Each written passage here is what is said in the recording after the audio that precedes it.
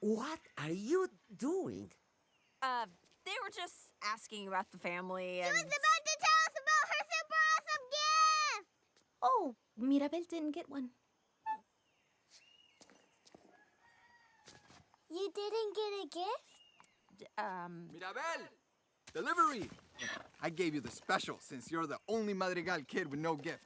I call it the not special since, you have no gift. Thanks. Oh, and tell Antonio good luck. Last gift ceremony was a bummer. Last one being yours, that did not work.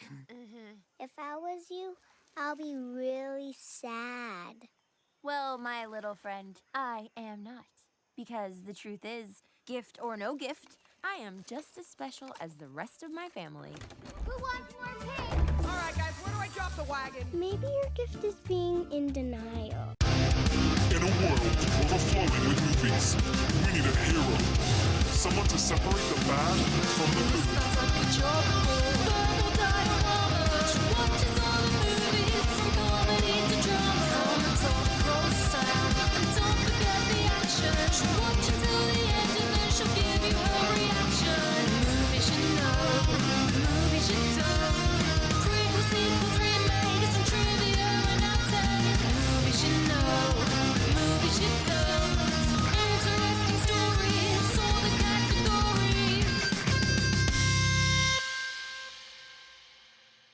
Hi everyone, I'm Emma. Welcome to Verbal Diorama episode 283, Encanto. This is the podcast that's all about the history and legacy of movies you know, and movies you don't. There's probably definitely going to talk about Bruno. But before we get into all of that, a huge hi and welcome to Verbal Diorama. Whether you are a regular returning listener, whether you are a brand new listener to this podcast and have literally just joined us because you love the movie Encanto, regardless, thank you for being here. Thank you for choosing to listen to this podcast. There are a lot of movie podcasts out there that are all vying for your ears and your attention. And I'm so happy to have you here for the history and legacy of Encanto. So why am I covering Encanto? Well, this is animation season 2025. This is the 5th annual animation season. It is a celebration of animation. Oops, I'm a poet and I didn't know it.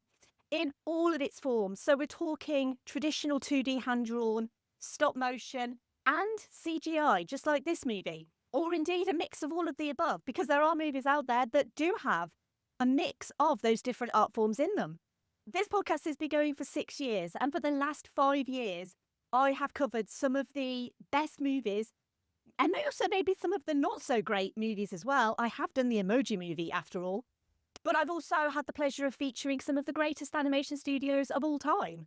Laika, Aardman, Disney, DreamWorks, Sony Animation, Pixar, Studio Ghibli, Cartoon Saloon, even studios that no longer exist, like Fox Animation, Blue Sky, and Don Bluth Studios. The mantra of animation season is quite simple, and that is that animation, first of all, it's not a genre. Really annoys me when Netflix put it as a separate genre for people to choose from. It's not a genre, it's an art form. But also, I would like to dispel the myth that animation is just for children. There are a lot of great children and family movies that are animated. Similarly, there's a lot of movies for children and families that are live action. But animation is not just for children. Animation is just simply a beautiful art form, a way of visual storytelling. And also, animation, in my opinion, is the perfect art form, because in animation, you can depict pretty much anything. You're not confined by the laws of physics, gravity, visual effects limitations. You don't have that in animation. And nothing that's animated ever looks out of place, unlike some really bad CGI that you might find in some movie. It will really take you out of the experience of watching that movie. But you don't have that in animation because it all looks the same. And for me, this is why animation season is in its 5th year and remains so important to this podcast and to what I believe Verbal Diorama is out there to achieve. It is telling the history and the legacy of movies in general. But having an animation season is important because I really want to highlight incredible animated films that you know, like Encanto, but maybe also some of the ones that you don't, like The Secret of Nim, like Nimona, like Perfect Blue, like Wolfwalkers, or like the very first ever episode of this podcast, all the way back in February 2019, Titan AE. chances are you've probably never heard of any of those, or you've maybe never heard of some of them. I mean, if you've heard of all of them, that's great. People should know about those movies. But while I'm covering a Disney movie today on this podcast, there is so much more out there in animation that goes beyond Disney and Pixar and DreamWorks. And if you don't watch these movies, you're missing out on some truly incredible storytelling as well. Now, I've rambled on a little bit more about animation than I actually planned to, but I just wanted to add that a huge thank you to everyone who listens to this podcast and who continues to listen to and support this podcast. As I said, this podcast has been going almost 6 years now, over 280 episodes. It means so much for your continued support, so thank you very much from me. But let's just jump straight into Encanto. I just made something unexpected, something sharp, something new. It's not symmetrical or perfect, but it's beautiful and it's mine. What else can I do? Here's the trailer for Encanto. Many years ago, this candle blessed our family with a miracle. Our house, our casita, came to life with magic. Hola, casita.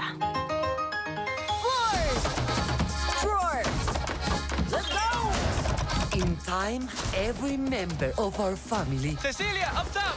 was given their own magical gift. I understand you. I'm not super strong like Luisa. The donkeys got out again. On it! Or effortlessly perfect like Señorita Perfecta Isabella.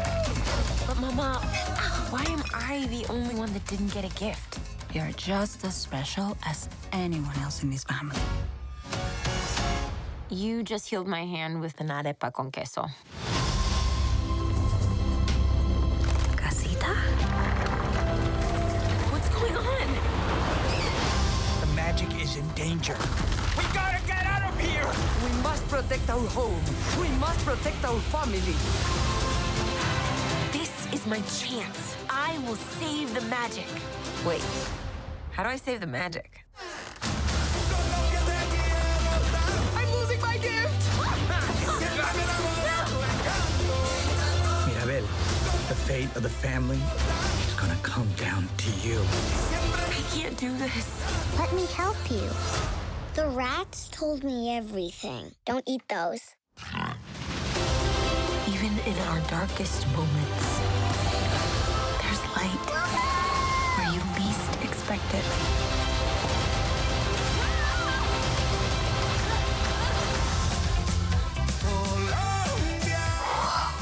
A lot of stairs.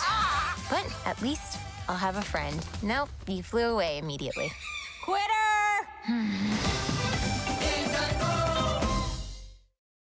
The Madrigals are an extraordinary family who live hidden in the mountains of Colombia, in a magical house, in a vibrant town, in a wondrous, charmed place called the Encanto. The magic of the Encanto has blessed every child in the Madrigal family with a unique gift, from super strength to the power to heal. Every child except one, Mirabel. But when she discovers that the magic surrounding the Encanto is in danger, Mirabel decides that she, the only ordinary Madrigal, might just be her exceptional family's last hope. Let's run through the cast of this movie.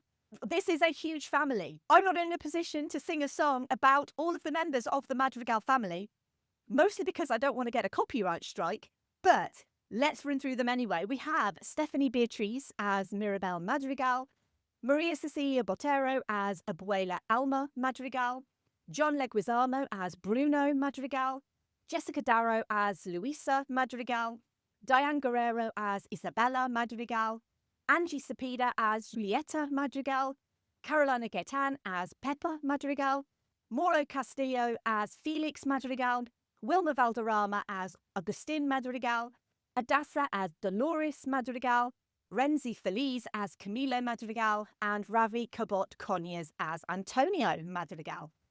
Encanto has a screenplay by Charisse Castro-Smith and Jared Bush, a story by Jared Bush, Byron Howard, Charisse Castro-Smith, Jason Hand, Nancy Cruz, and Lin-Manuel Miranda, and was directed by Jared Bush and Byron Howard. Co-directed by Charisse Castro-Smith. The canonical 60th animated Walt Disney Animation Studios feature I say canonical because there are some that count and others that don't. Started life in 2016. A very good year for Disney animation. Both Zootopia, which is called Zootropolis here in the UK because of copyright stuff, and also Moana came out that year.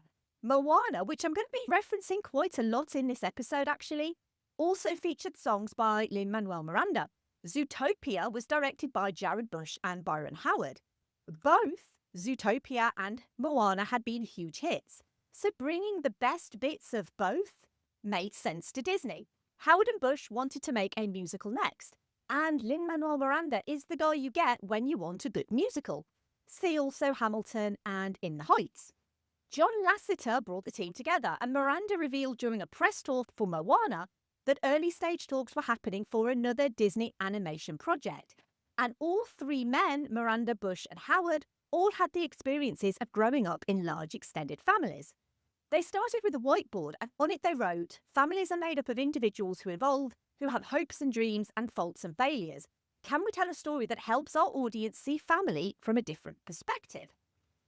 It turns out as well, not all families have issues. Most people don't feel seen or understood by members of their family. Most of us never truly tell our families all our troubles and burdens, and for most of us, members of our families feel exactly the same way we do, but we never talk about it, so we never actually find out.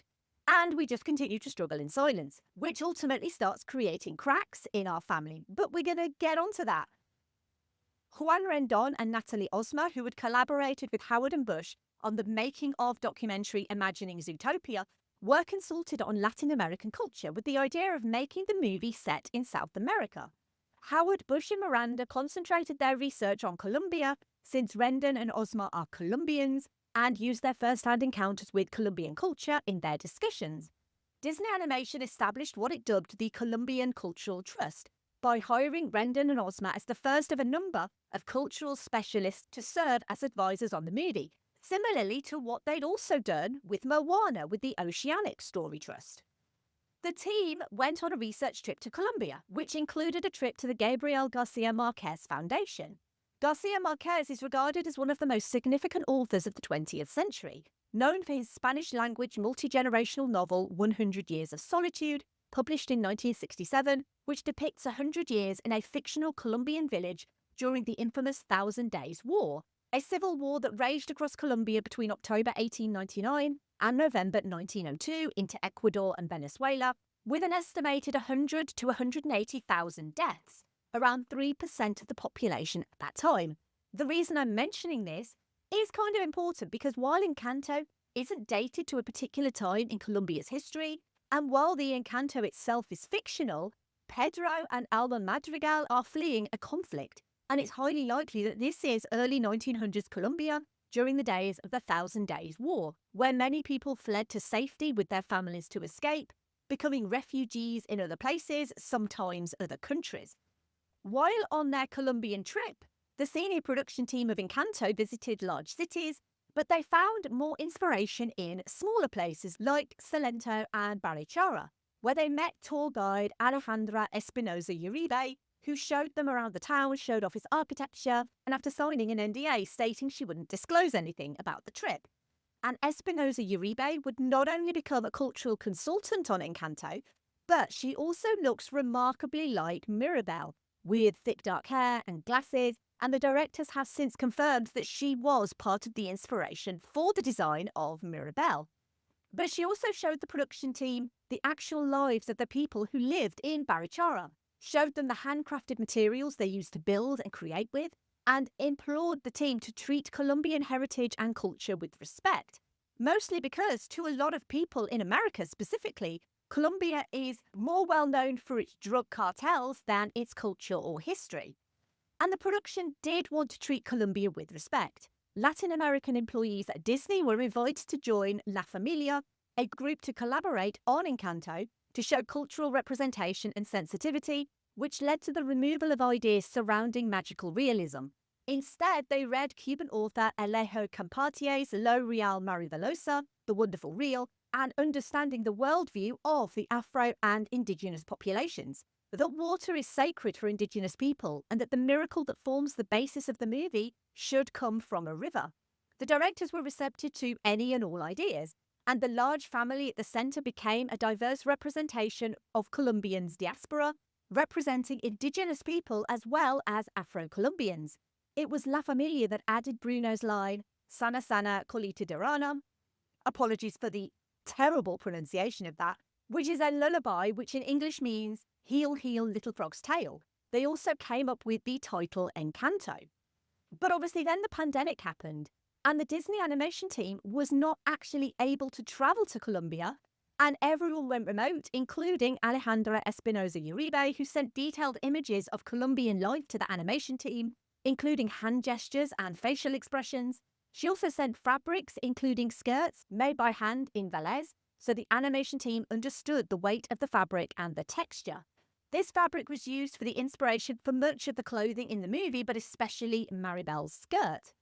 But I am getting slightly ahead of myself here, because while they had an idea of the story they wanted, and they had Alejandra Espinosa Uribe's guides on Colombian life, Howard and Bush realised they needed a second screenwriter to help flesh out the characters, and they turned to Charisse Castro-Smith, a playwright who focuses on complex dimensional female roles. She's also written for the TV series Devious Maids and Netflix's The Haunting of Hill House. Castro-Smith, who also looks a little bit like Mirabel, was brought on to co-write but was also asked to co-direct after 8 months on the project. She used her bond with her own Abuela to create a matriarch whose bravery and struggle would lead to the weight of expectation she places on her own family. She wrote the opening prologue and Abuela's story. She even provided the scratch vocals for Abuela as well as other characters. And unlike Moana, it would be a large family. Moana was originally going to have 8 brothers before that idea was scrapped, but family would be at the heart of Encanto. And everyone knows the more characters, the more exposition you need to describe each character, the more story arcs you need for each character, but they wanted to have the archetypal family personalities that occur in every family. The golden child, the rock, the outsider, the one who is always trying to help others, the one who knows all the gossip, and imbue these people with magical powers that enhance these stereotypes. Disney, when they heard about all of these characters, were slightly concerned though, and as we've seen on this podcast many times, lots of characters can either dilute a movie or place the focus upon the most interesting of those many characters. I mean, who cares about Batman when you have Catwoman or the Riddler to watch? It was unheard of in Disney to have so many characters, each with their own separate arcs. They suggested having 5 characters instead of 12. To alleviate the issue and to introduce each character without cumbersome exposition, Lin-Manuel Miranda wrote the song The Family Madrigal even before the second or third acts of Encanto had been completed. He was inspired by the song Belle from Beauty and the Beast, as well as Colombian performers during their research trip to Colombia. Bear in mind as well that Lin-Manuel Miranda was also working on Tick Tick Boom at the same time. He likes to work on multiple projects at once, apparently. It would be 2 years after writing The Family Madrigal that he was writing the final song, Waiting on a Miracle, which is inspired by the Colombian musicians like musical group 200 de Cilantro in the small mountain town Barichara, and the region's 12-string tipple, which is 3/4 the size of a classical guitar. And for each sister, coincidentally, Lin-Manuel Miranda had inspiration in real life. For the eldest perfect sister Isabella, he knew a Latin American botanist. And for middle strong sister Luisa, his sister Luz was 6 years older and the one who took on the responsibility, whereas he was the baby brother that got away with everything. Miranda also picked up on the film's motif of butterflies and transformation to create the folk-like Dos Orugitas, which is sung by Sebastián Yatra. It was the first song that Miranda had ever written beginning to end in Spanish. It's also the only song to rival Married Life from Up in emotional resonance. Seriously, I always blub like a baby at that particular scene in this movie. Various story ideas were considered for the movie but discarded, including setting the movie in the 1950s, having the story told over 100 years of Madrigal family history, and having a modern woman travel back in time to the early 1900s via a magical doorknob. Other things which changed as the script went on were Mirabel's name. She was originally and rather ironically going to be called Beatriz. Stephanie Beatriz would go on to voice her, and Tia Pepper was originally going to be immortal. And as for Bruno, well, we don't talk about Oscar, doesn't really work as well. And yes, Oscar was Bruno's original name, Other options for the name for Bruno included Arlo, Marco, Anko, Andre, and Emo. In initial drafts of Encanto, We Don't Talk About Bruno didn't feature at all, and in early drafts they struggled to not let it become a buddy movie between Mirabel and Bruno. But something clicked when the filmmakers reckoned with the repercussions of Bruno's gift, figuring that his precognition would likely turn the family and the townsfolk against him. And rather than tell the story of Bruno's estrangement with exposition, they turned to Lin-Manuel Miranda, delivering the truth in song form, and him disappearing after a family wedding and after Mirabel didn't get her gift when she was 5.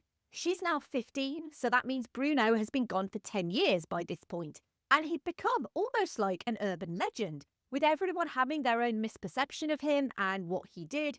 But the song also served to tell us a little more about other family members, about Tia Peppa and Tio Felix's wedding day, and also Dolores' admission that she hears him in the house.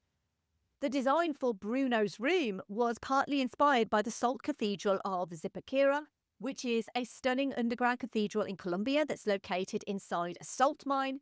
The river where Abuela Alma loses her husband Pedro and is given sanctuary by the Encanto is based on a real multicoloured river called Caño Cristales, which exists in Colombia. It is in the department of Meta inside a remote national park.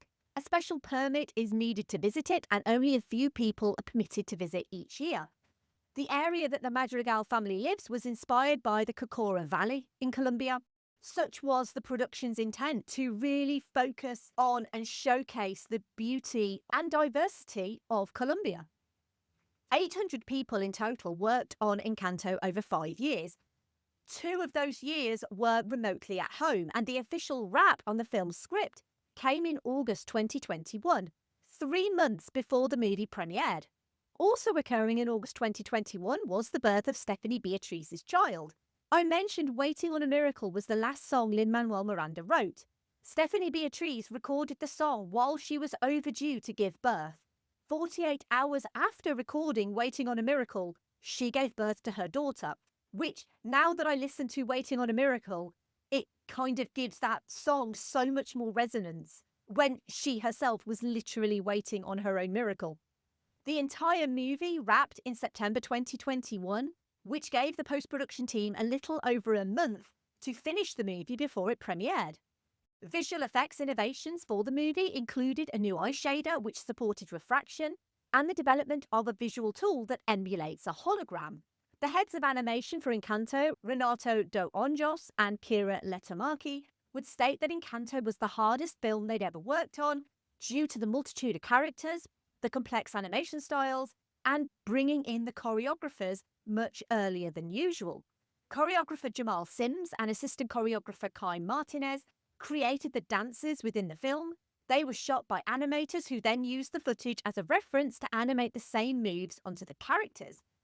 Bruno's hologram was based on an existing hologram shader that had been developed by Hyperion for Big Hero 6, as well as a prototype of the teleportation shader Pixar had used for Portals in Incredibles 2.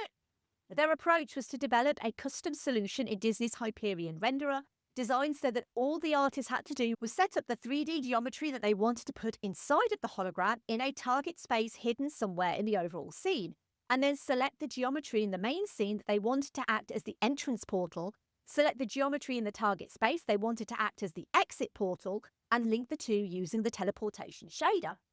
Going from the start of brainstorming and prototyping to delivering the final production version of the hologram shader took the team a little over a week, which is incredibly quick for a large new rendering feature. Felipe Zapata, a Colombian botanist, was consulted by the production team in order to choose and illustrate the plants and flowers that Isabella could grow. His guidance made it possible to choose the right plants and display them in precise detail. Isabella would end up producing sundew, strander figs, and a river of jacarandas. Realistic plants can also be seen in background scenery. These include cecropia trees and the well-known but now endangered wax palm. There are also economically significant plants shown as well, such as coffee, because Colombian coffee is delicious and it is one of Colombia's major exports. But there's one character that I haven't actually really mentioned yet. The biggest character in the whole movie, and that is the casita. And the casita presented the team with additional difficulties in addition to Mirabel and her family. The casita was a character unto itself, and not merely just a setting where songs and dances are performed. Encanto's associate production designer Lorelei Bove realised that the colours of the casita had to sing as loudly as the music and express as much as the dancing. Bove experimented with various colour palettes from character costumes and drew inspiration from a variety of Colombian musicals and photographs, giving each room of the casita its own unique textile, handmade appearance and expression. She also took inspiration from Beetlejuice for a home that seemingly comes alive. And speaking of colour schemes, colour is most definitely not random in this movie. Each character has their own colour. They chose magenta for the Abuela because she had lost her husband in a Colombian river that contains magenta algae. And since turquoise is a healing colour, they gave it to Julieta, who is very calm and a healer. Mirabel again is the odd one out because she has no particular colour that identifies her with the house. The house has many aesthetic flaws that are intended to convey genuineness and the genuine human struggle Mirabel has in finding her own identity. Mirabel's costume incorporates nearly every colour in her family, much like the house has many colours in common, but none of its own. Casting this movie meant casting almost entirely Latin American actors, the only exception, of course, being Alan Tudyk, who has a small cameo as a toucan, and it also meant casting many voice actors of Colombian heritage, including Stephanie Beatriz, whose father is Colombian, John Leguizamo, who was born in Bogota, Diane Guerrero and Hadassah, whose parents are both Colombian, and Wilmer Valderrama, who spent his childhood in Colombia. Many of the cast reprised their roles for the Spanish dub of the film. Stephanie Beatriz is obviously most well known as Detective Rosa Diaz in Brooklyn Nine-Nine, and so when the production was casting, they originally thought of her for Luisa, thinking that she was tough like Rosa in real life. When they realised that, shock horror, she's just acting tough as Rosa Diaz, they instead cast her as Mirabel. And this is one of those incredible animated movies that actually has a really important message behind all of the beauty and the colour and the amazing songs and the wonderful characters, and that this is a movie about generational trauma and how we pass our trauma down. Part of the team's multi-year research process for Encanto included speaking with psychologists, trauma counsellors, mental health experts, family therapists, and dozens of families who helped them find the dynamics and struggles of the Madrigals, stemming from Abuela's constant state of survival mode and being so protective of the family and the family's gifts, which leads to the weight of expectation, which leads to cracks in relationships, depicted by cracks in the casita. The fact that Abuela's past is always spoken of positively, in that they found the village, they built a community, nothing negative is ever really talked about, so much so that when Mirabel doesn't get a gift, it's never talked about. She's just seen as the disappointment of the family. And yet Mirabel tries to view it positively, that she is worthy in other respects. But her grandmother clearly thinks that she's a burden on the family because she can't give the family what the rest of them can, even though Abuela herself also has no gift. Abuela survived conflict. She was a refugee. She had 3 tiny babies to take care of, and she lost her beloved husband, all in the same day. She's scared to leave the Encanto because stepping foot outside is reliving her trauma. The threat of losing the casita, of going back to a violent world, of facing all that pain again, of seeing her children and grandchildren put in harm's way, basically the threat of reliving the trauma of losing someone she loves, ends up driving her toxicity and fuels her anxiety, as well as alienating Mirabel, who doesn't have a gift to help protect the Encanto. So when Bruno sees a vision of Mirabel ending the magic and destroying the casita, it fuels her grandmother's alienation even more, which also fuels Bruno's self-imposed isolation. And yet it's Bruno and Mirabel, the 2 black sheep of the family, who actually end up breaking the cycle of toxicity. Ultimately, by discussing their issues, talking about their problems, it repairs the intergenerational trauma. It repairs the casita, lets Abuela grieve her loss, and also lets Abuela realise that she's treated Mirabel awfully, and she sees so much of herself in Mirabel, which has led to Abuela keeping her at arm's length. Now, let's be frankly honest. You can't just magically repair intergenerational trauma. This is not a reflection of reality because it takes time to heal. Sometimes it can take years to heal. You have to go to a lot of therapy. But this movie goes some way to show that even the most perfect person, the one who seemingly has everything worked out, the one who always posts perfect photos on Instagram, the one who seemingly has a perfect life, perfect job, perfect spouse, or perfect children, it's just not true. The Madrigals put on an Instagram perfect life with all their magical gifts, but ultimately, they are just as messed up as everyone else. The weight of expectation burdens all of us, whether that's expectation of others or just yourself. I always have a weight of expectation on me every episode, and that is to give you an obligatory Keanu reference.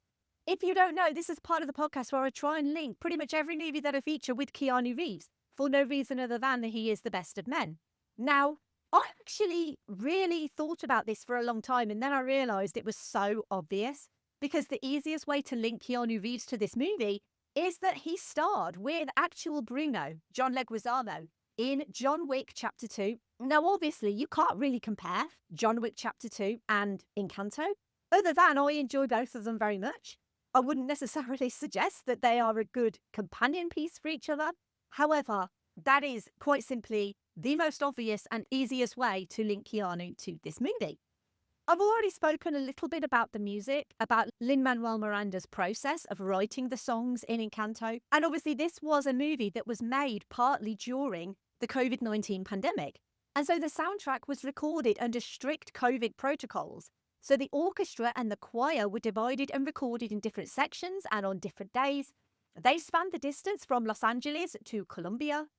Germaine Franco composed the score for Encanto. She is the first woman to compose music for a Walt Disney Animation Studios film, and also the first Latina to win a Grammy for Best Score Soundtrack for Visual Media with her score for Encanto. Following the release of Encanto on Disney+, the soundtrack album saw huge commercial success, and it became, quite simply, a viral phenomenon, with TikTok videos tagged with #Encanto amassing 27.7 billion views as of June 2022. All of Encanto's original songs were listed on the US Billboard Hot 100, and the soundtrack spent 9 weeks at the top of the Billboard 200 chart. In Australia, Canada, New Zealand, and the UK, the album peaked at number 1. Surface Pressure and We Don't Talk About Bruno have become the album's biggest singles, peaking at number 8 and number 4, respectively. We Don't Talk About Bruno also topped the UK singles chart for several weeks. We Don't Talk About Bruno is Disney's first ever original song to top the charts here in the UK, and is its second best-selling song in the US behind A Whole New World from Aladdin. It surpassed Frozen's Let It Go as the highest charting Disney song. The Family Madrigal also charted here in the UK at number 7. In addition to the Grammy for Best Score Soundtrack, it also received the Annie Award for Outstanding Music in a Feature Film, the Grammy Award for Best Compilation Soundtrack, and Academy Award nominations for Best Original Score and Best Original Song for Dos Orugitas. And again, due to the COVID-19 pandemic, many of the crew members on this movie worked remotely for over a year and never actually met in person until Disney put on a socially distanced outdoor screening of the final version of the film. The teaser trailer was released in July 2021, before the movie was even finished, and the public reaction to Louisa's physical appearance was praised. So when Louisa didn't really get represented in Disney merchandising in favour of Mirabel and Isabella, it did draw some criticism. But Disney marketing has always favoured the traditionally pretty female characters. There was also little merchandising of the Afro-Colombian members of the family either, like Antonio or Dolores. So really, if we want to break generational curses, it might be a good idea for Disney to start with merchandising characters who are showing difference in representation. Just an idea. I know it's a bit out there, but let's just put it out there anyway. Encanto's world premiere was held at the El Capitan Theatre in Los Angeles on the 3rd of November 2021, and they also had a Colombian premiere at the Teatro Colón in Bogotá, Colombia on the 23rd of November 2021. The movie was released theatrically in the United States on the 24th of November, but in response to the COVID-19 pandemic, it had an exclusive 30-day theatrical run before being released on Disney Plus on the 24th of December. But in those 30 days, this movie did business. On its first week of release, it landed at 3rd at the box office, having technically only been out a day at that point, but still earned $13.4 million. Ghostbusters Afterlife was the #1 movie that week. Its second week it shot up to #1, where it stayed for 2 weeks, before dropping down to second on the release of West Side Story, and then down to third in its 5th week, which by that point it debuted on Disney+. Despite this, it still stayed around in the top 10 for 2 more weeks though, and continued to make money in cinemas. It even jumped back up from 22nd at the box office to 14th in its 14th week of release. On its $120 to $150 million budget, Encanto made $96 million domestically in the US and $160.7 million internationally, for a total worldwide gross of $256.8 million. Now, it likely didn't quite break even, depending on how Disney account for it.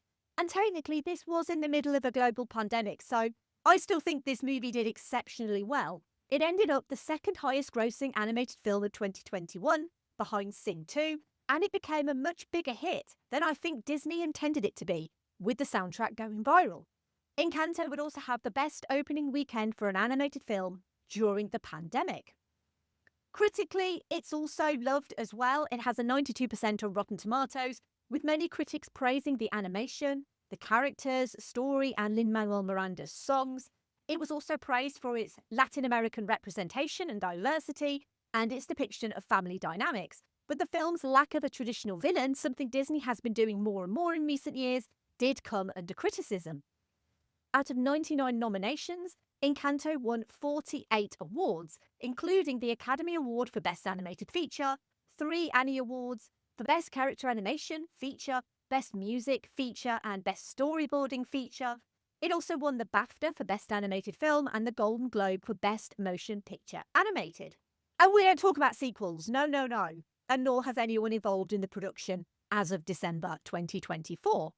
Lin-Manuel Miranda did host the 2022 live musical, Encanto at the Hollywood Bowl, which features some of the cast members singing the movie's songs. The Hollywood Bowl hosted the stage musical on the 11th and 12th of November 2022, and on the 28th of December 2022, the production was made available on Disney+, which is where I saw it, and I really loved that live musical version of Encanto. I thought it was really fun. And it was also great to see some of the cast members actually looking very similar to their animated counterparts. Now, I've never been to Colombia, but here in the UK, I think we maybe have a different opinion on Latin American countries than somewhere like the US does. And what I mean by that is that US TV shows and movies tend to depict Colombia as violent drug lords, or where some character's maid comes from. There never seemed to be any positive representation of Colombia in the media that I saw, because that media came from the US. And I guess here in the UK, we don't meet very many Colombians. To me, Colombia gave us Shakira. And so in my sheltered English upbringing, Colombia must be great because Shakira is great. I should probably add that I never really watched Modern Family, so a character coming from Colombia played by Sofia Vergara also wasn't really on my radar. Disney has this history of attempting to depict non-English speaking or non-European cultures, and their stuff mostly tends to be more miss than hit. And it tends to be why their older stuff has content warnings for outdated language or opinions on Disney+. Disney have struggled in the past with handling different cultures or handling race. Even Moana has its criticisms from Pacific Islander communities, but at least Moana tried to include key Polynesian elements in Moana's story. Hollywood has never really known how to depict Colombia, and it seems to me, going from think pieces on the internet at the very least, that they seem to have actually got it fairly right with Encanto. Colombia as a country has a messy, violent history. At least the last 200 years had been fraught with 9 civil wars, the advent of communism and armed conflicts, resulting in things the country is infamously known for, like drug trafficking. Violence and trauma affects all Colombian families in a way, and so it makes sense that a movie set in the early 20th century would also reflect that suffering and pain, but in a palatable way that the whole family can understand. Going back to what I mentioned in Turning Red, about how you can depict these things in animation in a more palatable way than you can in live action. Even today, so many people are fleeing war and persecution and ending up as refugees. They can't always find their own magical Encanto. So the fact we can see Colombia in its beauty, its culture, its wonder and its joy, as well as the music, the stories and the characters, in a well-researched movie that doesn't just depict Colombia, it respects Colombia and loves Colombia.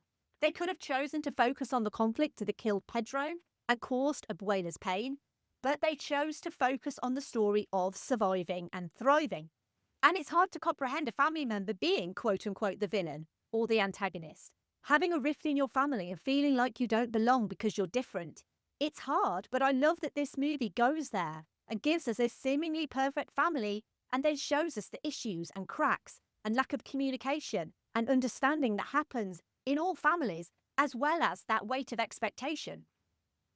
I can relate on different levels to different characters, mostly Louisa because I'm the strong one. I'm not nervous. I'm as tough as the crust of the earth is. But also Mirabel, the people pleaser, the one who just wants to make her family proud, despite not following the same path as everyone else. My sister is Isabella. She just is. Except in my family, I'm the eldest and she's the youngest, but my sister is the perfect Isabella.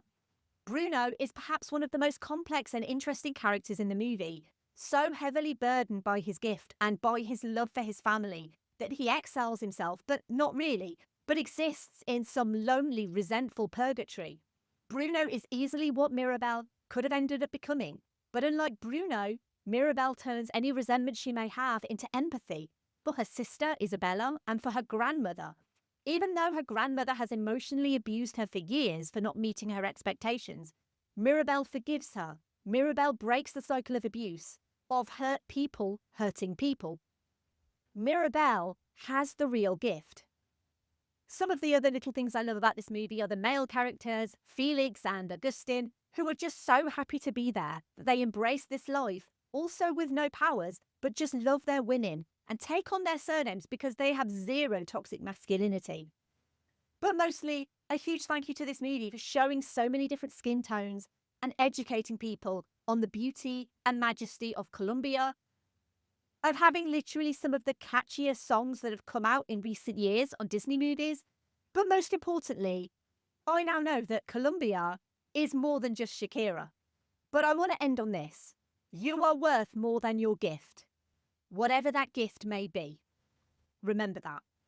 Thank you for listening. As always, I would love to hear your thoughts on Encanto, and thank you for your continued support of this podcast.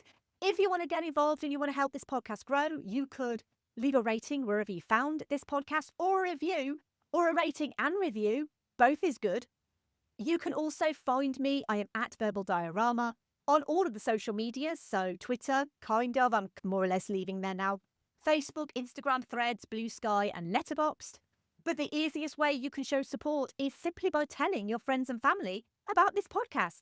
And if you like this episode on Encanto, you might also like some previous episodes.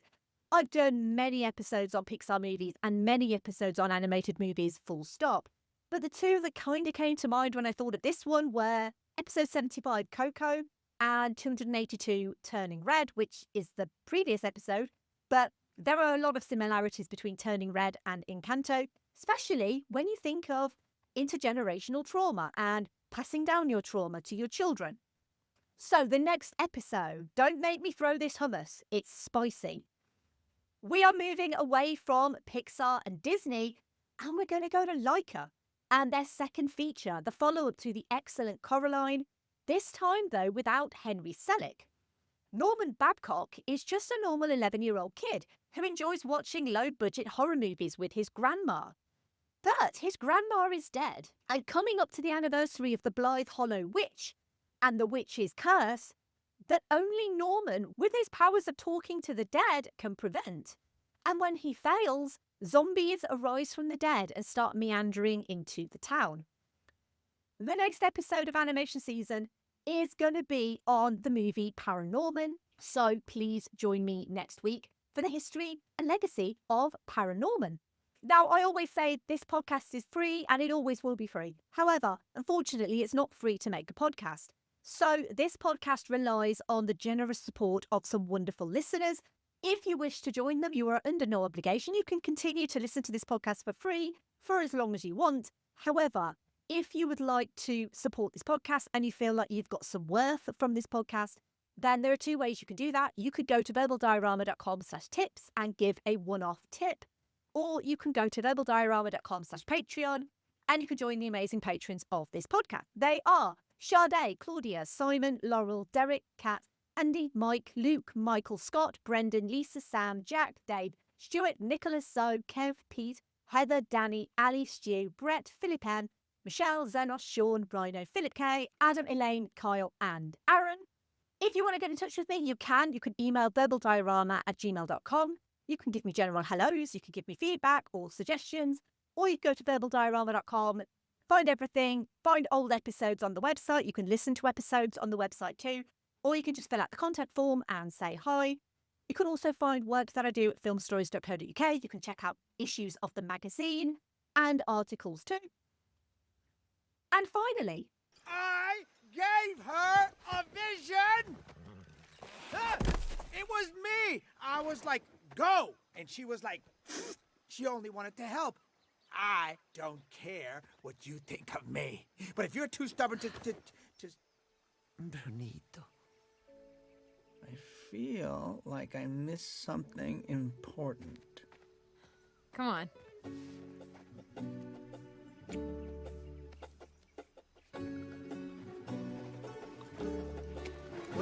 What's happening? Where are we going? Home. bye. Movie